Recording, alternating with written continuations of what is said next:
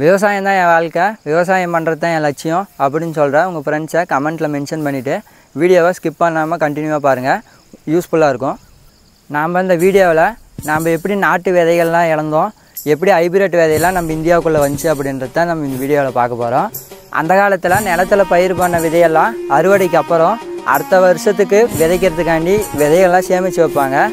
அந்த விதையெல்லாம் அடுத்த வருஷம் விதைக்கிறதுக்கு முன்னாடி ஒரு திருவிழா மாதிரி நடத்துவாங்க. அதுக்கு பேர் தான் முளைப்பாரின்னு சொல்லுவோம். அந்த முளைப்பாரி நிகழ்வில் என்ன நடக்குது அப்படின்னா, போன வருஷம் நம்ம சேகரித்த விதை இந்த வருஷம் பருவத்துக்கு விதைக்கும் போது அது முளைக்குமா இல்லையா அப்படின்னு டெஸ்ட் பண்ணுறதுக்காண்டி தான் இந்த திருவிழாவை இது பண்ணாங்க. அப்போ அந்த போன வருஷம் எடுத்த விதையெல்லாம் ஒரு பானையில் மண் போட்டு அந்த விதையெல்லாம் போட்டு அதை டெய்லியும் தண்ணி தெளித்து முளைக்க வைப்பாங்க. அந்த திருவிழா அன்னைக்கு அந்த முளைச்ச முளைப்பாரி எடுத்துகிட்டு எல்லோரும் அது ஒரு திருவிழா மாதிரி கோயிலுக்கு பொங்கல்லாம் வச்சு செலிப்ரேஷன் பண்ணுவாங்க.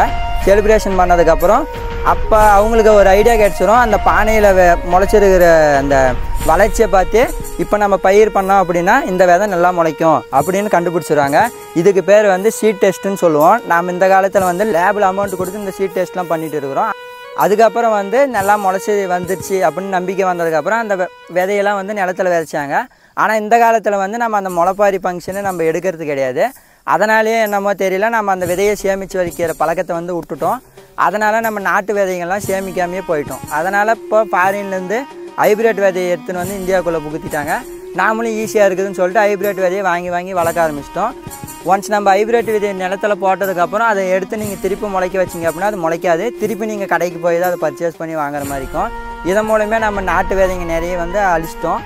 முடிஞ்ச அளவுக்கு நாட்டு விதையை சேமிப்போம். வீடியோ பிடிச்சிருந்தால் லைக் பண்ணுங்கள், யூஸ்ஃபுல்லாக இருந்தால் ஷேர் பண்ணுங்கள். இந்த மாதிரி இன்ஃபர்மேஷன் வீடியோ வேணால் கமெண்ட் பண்ணுங்கள். தேங்க்யூ.